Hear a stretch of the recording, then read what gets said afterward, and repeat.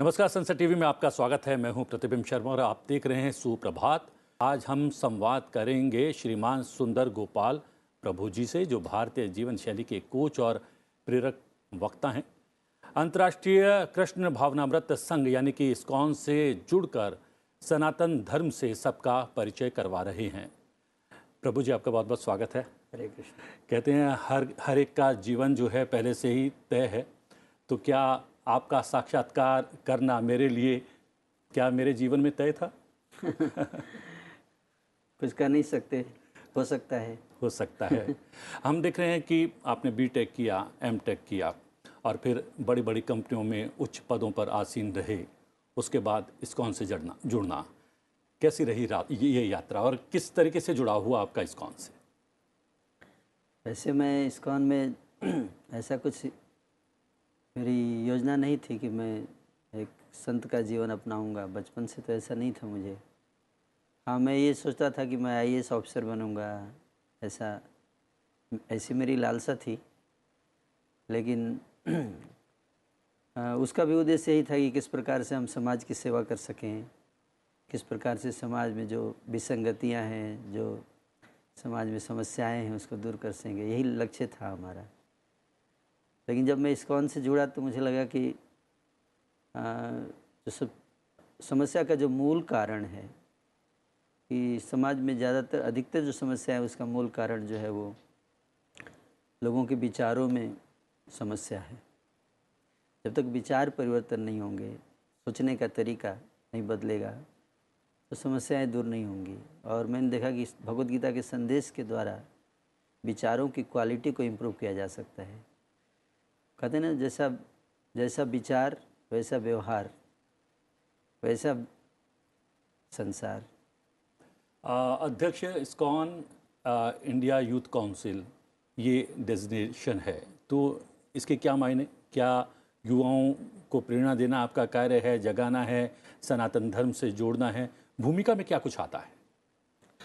भूमिका में ये आता है कि अधिक से अधिक जो युवक हैं उन हर युवक तक गीता के संदेश को ले जाया जाए। भारत के जितने युवा हैं, प्रत्येक युवक तक इस गीता के ज्ञान को पहुंचाया जाए। ये हमारा मुख्य उद्देश्य है, ताकि उनकी सोच जो है वो सकारात्मक हो सके और वो जो है वो अपने स्वार्थ, निजी स्वार्थ की भावनाओं से ऊपर उठकर कृष्ण भक्ति और कृष्ण का जो विजन है इस संसार के लिए, उसके लिए कार्य कर सके, ना कि अपने स्वार्थ के लिए कार्य करें। पहले भगवा धारण करके जो वचन मुखारविंद से निकलते थे उसे प्रवचन कहा जाता था। आजकल सब लोग मोटिवेशनल स्पीकर कहे जाने लगे हैं, और हम देख रहे हैं ये टर्म युवाओं को खासा जो है आंदोलित करता है, कहीं ना कहीं फैसिनेट करता है। तो आप अपने आप को क्या प्रचारक मानते हैं, या फिर मोटिवेशनल स्पीकर के तौर पर देखते हैं? उस भूमिका में आपको लगता है आप सही फिट बैठते हैं? मोटिवेशन ज़रूरी है लाइफ में, लेकिन सबसे ज़्यादा इम्पोर्टेंट जो मैं मानता हूँ, मेरा मानना है कि your motivation how long it sustains, कितने समय तक रहता है वो मोटिवेशन, है ना। गाय से दूध निकालने का दो तरीका है, एक तो इंजेक्शन देकर, एक बछड़े को उसके सामने लाकर। तो मुझे लगता है कि जो बछड़े के सामने लाते थे, जब जब गाय दूध देती है, वो नेचुरल मोटिवेशन होता है। तो उसी तरह से हमको किस प्रकार से प्रेरणा मिलती है, कितना लंबे समय तक वो प्रेरणा रहती है ना, वो बहुत इम्पोर्टेंट है। कई लोग अपने आप को मोटिवेट करने के लिए, एनर्जाइज करने के लिए नशा लेते हैं। मतलब मैं डाउन फील कर रहा हूँ, मैं नशा लूँगा। वो नशा थोड़े समय के लिए मोटिवेट करता है, लेकिन फिर डाउन हो जाता है। तो जो आध्यात्मिक मोटिवेशन है वो सस्टेनेबल मोटिवेशन है, लॉन्गर समय तक चलता है, बल्कि पूरे लाइफ तक चलता है। Once you stay high will never go down. जी, दैट इज वो स्पिरिचुअल मोटिवेशन है। जी। ये अध्यक्ष इस्कॉन इंडिया यूथ काउंसिल, तो क्या युवाओं के बीच जाकर कार्य करते हैं, सेवा भाव करते हैं? क्या कुछ रहता है इस जो है पद के साथ कार्य करते हुए? हम लोग युवकों तक पहुंचते हैं और हम युवकों को बताते हैं आध्यात्मिक जीवन का महत्व, कि आध्यात्मिक जीवन शैली अपनाने से हमारे जीवन की अधिक से अधिक समस्याएं जो आज युवक फेस कर रहा है आज के समय में, जैसे कि एक समस्या नशा, डिप्रेशन, मानसिक तनाव, हम देख रहे हैं कि आत्महत्या इतनी तेज़ी से बढ़ती जा रही है। हर साल भारत में 40,000 युवक आत्महत्या करते हैं, तो ये बहुत चिंता का विषय है। और युवकों में जो है वो इनडिसिप्लिन का जो प्रॉब्लम चल रहा है, फ्रस्ट्रेशन, अनएम्प्लॉयमेंट से कैसे डील किया जाए, रिलेशनशिप प्रॉब्लम, तो ये जो प्रैक्टिकल जो इश्यूज हैं उनके लाइफ में, उसका मूल कारण क्या है, उस पर हम लोग हिट करते हैं। अच्छा। और उसको कैसे ठीक किया जाए, नॉट स्टॉप गैप सॉल्यूशन। और जो मूल कारण है क्या है, वो है कि हमारे क्वालिटी ऑफ थॉट कैसे इम्प्रूव हो। जब तक वो इम्प्रूव नहीं होंगे, टेम्प्रोरी चीज़ों से परमानेंट सॉल्यूशन नहीं मिलेगा। तो इस तरह से कार्य करते वक्त कितना समय बीत गया है और क्या कुछ परिवर्तन आप युवाओं में या युवा समाज में देख रहे हैं? बहुत परिवर्तन हमने देखा है कि युवक जो है वो by nature they are very good, बहुत अच्छा है स्वभाव है उनका, वो सब अच्छा करना चाहते हैं, अच्छा बनना चाहते हैं, क्योंकि आत्मा का स्वभाव है अच्छा करना। लेकिन वो किस माहौल में उसको डालते हैं। जैसे पानी की बूंद होती है, जब आकाश से गिरती है तो शुद्ध होती है, जैसे ही धरती को टच करती है गंदी मैली हो जाती है। उसी तरह से स्वभाव से तो हर व्यक्ति शुद्ध है, लेकिन माहौल परिवेश में जब वो पड़ता है उसका प्रभाव पड़ता है। अगर कहते हैं ना जैसा संग वैसा रंग, तो अगर गलत संग मिल गया उसको तो गलत रंग हो जाएगा, अच्छा संग सत्संग मिल गया तो अच्छा रंग हो जाएगा। तो युवकों को हम देखा है कि उनका काफ़ी इंटरेस्ट है जब वो समझते हैं अध्यात्म के महत्व को, क्योंकि सबसे ज़्यादा ज़रूरी है कि हमको उनको लॉजिकली बताना पड़ेगा, है ना। ये नहीं कि आप कुछ बोल दिया आप फॉलो करो, क्यों फॉलो करना है, व्हाट टू डू, उससे ज़्यादा इम्पोर्टेंट है व्हाई टू डू, है ना। तो उस तरह से हम लोग प्रेजेंट करते हैं। और जब युवकों को लगता है, लॉजिकल लगता है और रिलेवेंट लगता है, and there are thousands of youths they are getting attract. आपने क्या इस बात को नोटिस किया कि कोविड के आने के बाद, इस आपदा, इस महामारी आने के पश्चात समाज में काफ़ी बदलाव आया है, विशेष रूप से तरुणों और युवाओं में कहीं ना कहीं धर्म को लेकर या फिर आध्यात्म को लेकर थोड़ा सा रुचि पैदा हुई है? ज़रूर, बहुत परिवर्तन मैंने देखा है जी। और विशेष रूप से अभी कोरोना के बाद एक जो सबसे बड़ा जो लाभ हुआ है वो ये है कि लोग ऑनलाइन से ज़्यादा जुड़ गए हैं। जी। तो पहले उनको आध्यात्मिक प्रवचन सुनने के लिए मंदिर जाना पड़ता था, पहले जो है सत्संग में जाना पड़ता था, लेकिन आज उनके स्मार्टफोन पे अवेलेबल है हर चीज़। तो एक्सेसिबिलिटी बहुत आसान हो गई है और हम लोग भी आसानी से हर युवक तक अपने संदेश को पहुंचा पा रहे हैं। और तब लोग देख पा रहे हैं कि बहुत लॉजिकल है। और ये भी सत्य है कि कोरोना महामारी के बाद से जो है वो बहुत परिवर्तन आया है, क्योंकि विशेष रूप से कई सारी चीज़ों में परिवर्तन आया। देख पाए कि जीवन जो है वो कितना क्षणभंगुर है और इसमें जो है क्यों हम जो है इस प्रकार से, कुछ तो है सत्य, जीवन का सत्य, जिसके लिए हमको अपने बाकी जीवन के चीज़ों को करते हुए उसके लिए भी हमें प्रयास करना चाहिए, सोचना चाहिए कि एक स्पिरिचुअल एंगल जो लाइफ का है उसके लिए भी हमें कुछ सोचना चाहिए। ऐसी भावनाएं आ रही है लोगों में। एक बात सामने आती है कि धर्म जो है वो कहीं ना कहीं बांटता है और आध्यात्म जोड़ता है, और जो देशों की, समाजों की, जातियों की जो सीमाएं होती हैं उनको, उन वर्जनाओं को, तमाम को तोड़ने का काम आध्यात्म करता है। क्या आप भी ये मानते हैं? धर्म जो है और अध्यात्म दो चीज़ नहीं है, एक ही चीज़ है। लेकिन धर्म जो है उसमें जब रूढ़िवादिता आ जाती है, तो धर्म से जब हम अध्यात्म को निकाल देते हैं या अध्यात्म को अलग कर देते हैं धर्म से, तब इस तरह की समस्याएं आती हैं। क्योंकि अध्यात्म क्या है, अध्यात्म जो है वो spiritual aspect of life. Life के दो एस्पेक्ट हैं, एक आध्यात्मिक और एक भौतिक। जी। और धर्म क्या है, कैसे भौतिक धरातल से हम अपनी चेतना को उठाकर आध्यात्मिक धरातल पर ले जाएं। भौतिक धरातल की चेतना है और आध्यात्मिक धरातल चेतना है। अब यहाँ से इसको यहाँ तक पहुँचाना है, तो यहाँ से यहाँ तक पहुँचने का जो रास्ता है, मार्ग है, जो प्रैक्टिसेज हैं, उसको धर्म बोला जाता है, ड्यूटीज़। बेसिकली धर्म, जो वैदिक शास्त्रों में धर्म का जो ट्रांसलेशन किया गया वो ड्यूटी बताया गया है। धर्म इज नॉट रिलीजियन। वैदिक शास्त्र में धर्म को ऑक्यूपेशनल ड्यूटीज़ बताया गया है कि आपकी कर्तव्य क्या है। तो कर्तव्य से जोड़ा गया है इसको। और कर्तव्य जो है, लेकिन अंधानुगमन नहीं है ये। एक व्यक्ति के स्वभाव क्या है उसके अनुसार उसकी क्या ड्यूटीज होनी चाहिए, वही उसका धर्म है। और लक्ष्य क्या है, उस ड्यूटी को करते हुए, कर्तव्य को करते हुए कैसे हम अपनी इस भौतिक धरातल से आध्यात्मिक धरातल, जो कि कहते धर्म अर्थ काम और मोक्ष, धर्म का लक्ष्य होता था मोक्ष, धर्म से अर्थ, अर्थ से काम और काम से फिर मोक्ष। और धर्म का सिद्धांत क्या है, ज्ञान, ज्ञान, आध्यात्मिक ज्ञान। जब धर्म से आप ज्ञान के पार्ट को निकाल देंगे, ज्ञान हटा देंगे, तो वो जो धर्म है वो केवल रूढ़िवादिता, पाखंड हो जाता है। और उसके कारण धर्म से में फिर जब वो फिर लड़ाई झगड़ा ये सब प्रकट हो जाता है जी। तब हम कहते हैं ना कि आपस में हम दूसरे की भावनाओं को नहीं समझ पाते, हम मैं ही सही हूँ ये भाव आ जाता है और दूसरा गलत है।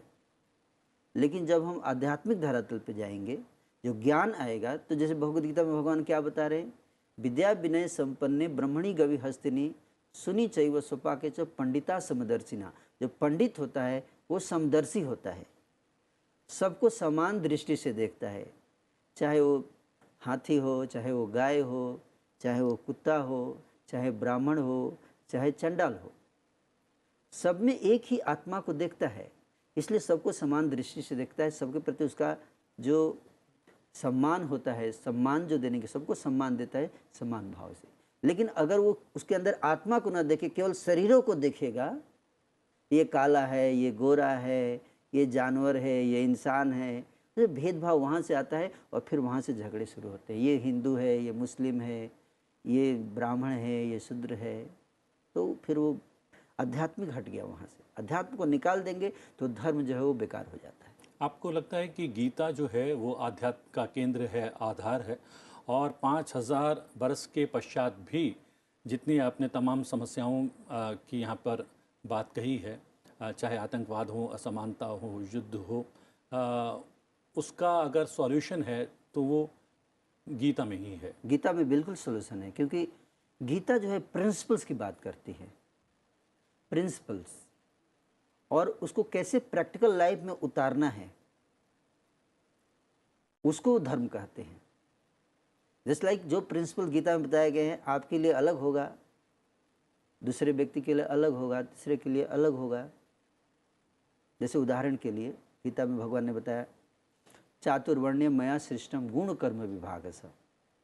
एक व्यक्ति के गुण के अनुसार वो सतोगुण में है, तमोगुण में है या रजोगुण में है, उसके अनुसार उसका कर्म निर्धारित किया जाता है।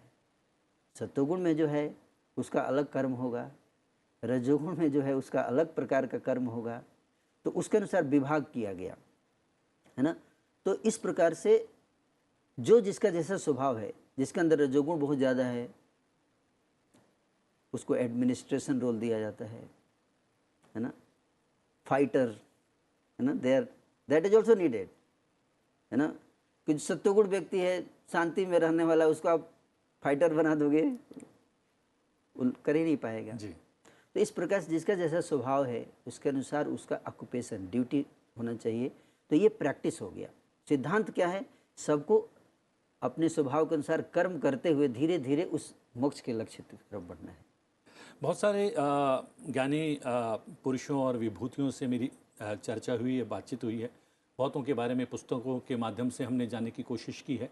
देखा है कि उनके जीवन में एक घटना बड़ी आती है और परिवर्तन आ जाता है, हो जाता है उनके जीवन का। तो आपके जीवन में भी कोई ऐसी घटना जो आपको याद हो कि जिसने आपकी यात्रा को बदल कर रख दिया हो? हाँ, घटनाएं तो बहुत हैं ना।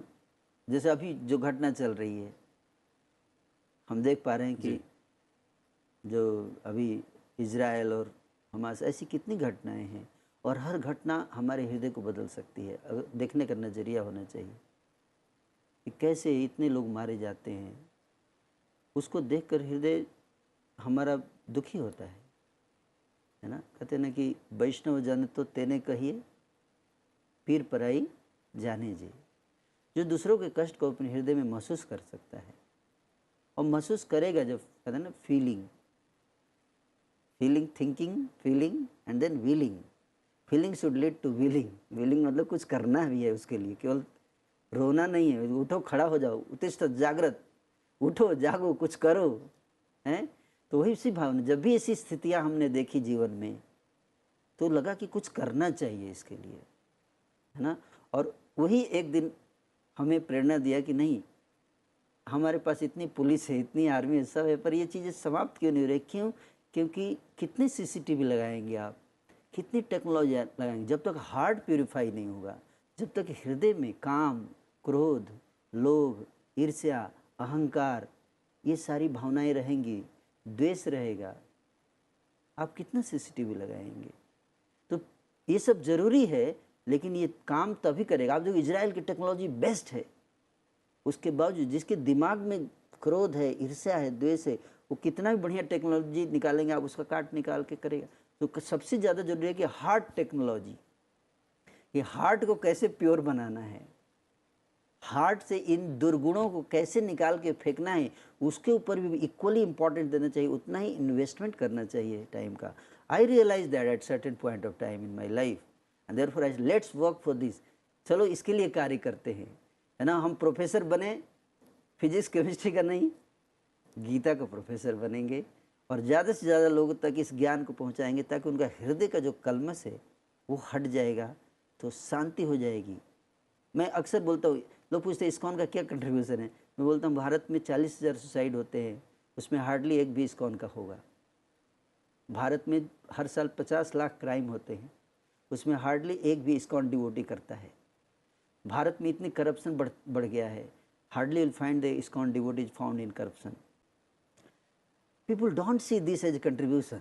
उनको लगता है पैसा कितना आया, कितना डेवलपमेंट, इंफ्रास्ट्रक्चर डेवलपमेंट में क्या योगदान है इस्कॉन का। This is equally important. कहते हैं कि if your character is lost, everything is lost. लेकिन उसके बावजूद भी समय समय पर जब इस्कॉन पर किसी तरीके का आरोप लग जाता है, तो मन द्रवित होता है, या लगता है कि कुछ लोगों का तो काम ही यही है? बहुत द्रवित होता है, बहुत दुख होता है ना। जैसे एक साधु था जी, वो साधु जो है ना, नदी के में गया, जा रहा था स्नान करने, उसने देखा एक बिच्छू डूब रहा है, और उसके हृदय में दया है कि इसको बचाते हैं। वो बिच्छू को बचाने के लिए ऐसे निकाल रहा है, बिच्छू उसी को डंक मार रहा है, हाथ कांप गया, बिच्छू फिर से पानी में गिर गया, डूबने लगा। फिर साधु ने दोबारा हाथ डाला, फिर मारा डंक। तीसरी बार जब हाथ डालने लगा तो एक व्यक्ति था, उसने आगे हाथ पकड़ लिया, बोला आप इस बिच्छू को बार बार ही आपको डंक मार रहा है, फिर भी आप उसको बचा रहे हो। साधु ने कहा बिच्छू अपना स्वभाव नहीं बदल रहा है, तो मैं अपना स्वभाव क्यों बदलूं।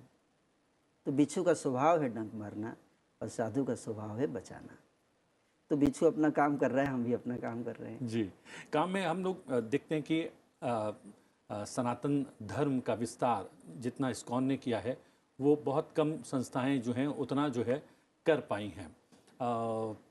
अब क्या कुछ अलग टारगेट हुआ है इस्कॉन का विस्तार देने के मामले की बात करें तो? क्योंकि सनातन पर भी कुछ लोग जो हैं समय समय पर कहीं ना कहीं कुठाराघात करने का प्रयास करते हैं, उससे कुछ यात्रा सनातन की बाधित हुई है क्या? जरूर। कि देखिए, ये जिम्मेदारी गवर्नमेंट की भी बहुत इम्पोर्टेंट रिस्पॉन्सिबिलिटी है। गवर्नमेंट का काम केवल बहुत अच्छा चल रहा है, डेवलपमेंट, इंफ्रास्ट्रक्चर, टेक्नोलॉजी, बट आप देख सकते हैं कि आज के समय में मशीन की क्वालिटी बढ़ती जा रही है और इंसान की क्वालिटी गिरती जा रही है, और ये बड़ी चिंता का विषय है। मशीन की क्वालिटी क्यों बढ़ रही है? क्योंकि हम उसको प्रायोरिटी दे रहे हैं, उसको इम्पोर्टेंस दे रहे हैं, उस पर इन्वेस्ट कर रहे हैं, उसके लिए यूनिवर्सिटीज बना रखा है बड़े बड़े, जहाँ पे रिसर्च होते हैं how to increase the quality of machine. लेकिन सनातन पर जब कुठाराघात होता है अलग अलग क्षेत्रों से, तो मन द्रवित होता है। जरूर द्रवित होता है, क्योंकि सनातन जो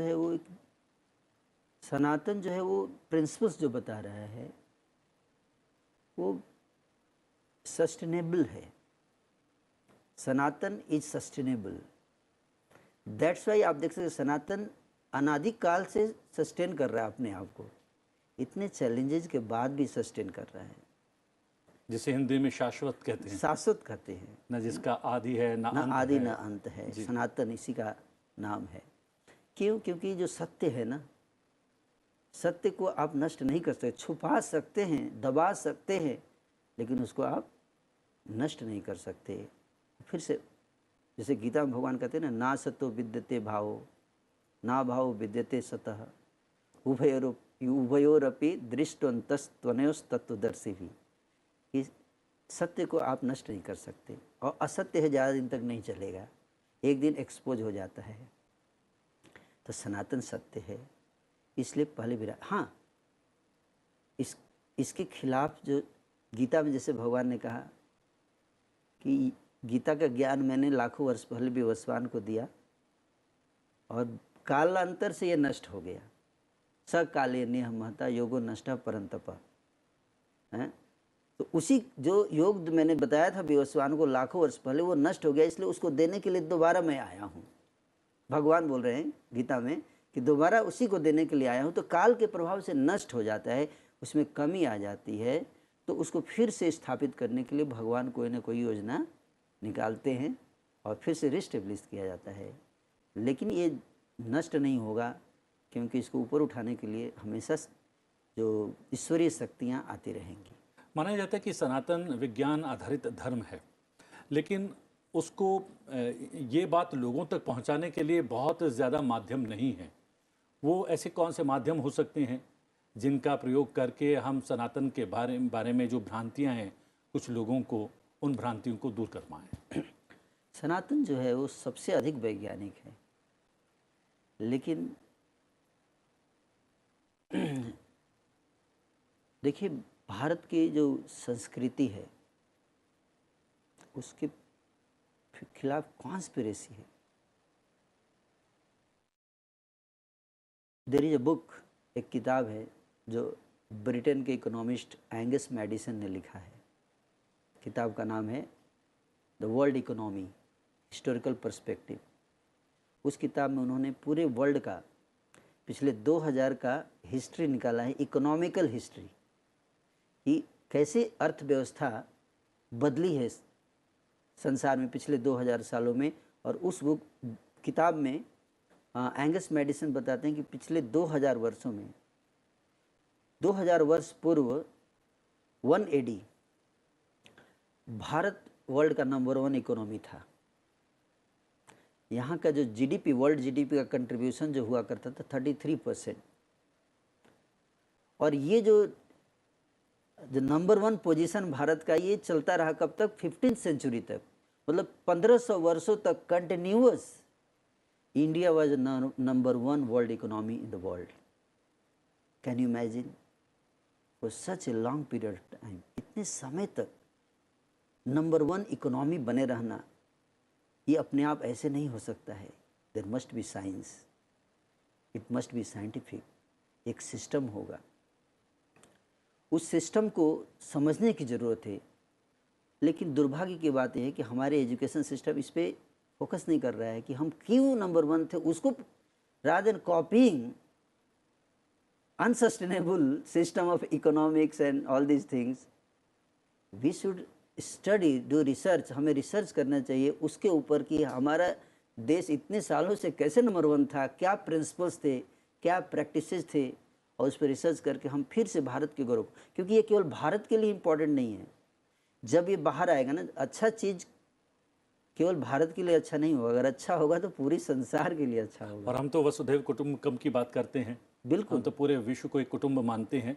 लेकिन माना ही जा रहा है, समय समाप्त हो रहा है, इसलिए अंतिम टिप्पणी आपसे चाहता हूं कि क्या भारत फिर से उस वैभव की प्राप्ति कर रहा है, समय करवट ले रहा है और भारत विश्व गुरु बनने की ओर अग्रसर है? भारत विश्व गुरु बनेगा, ये निश्चित है, क्योंकि पहले से ही बताया जा चुका है, ये पहले से ये निर्धारित है कि आने वाले 10,000 वर्षों के लिए भारत जो है वो विश्व गुरु बनेगा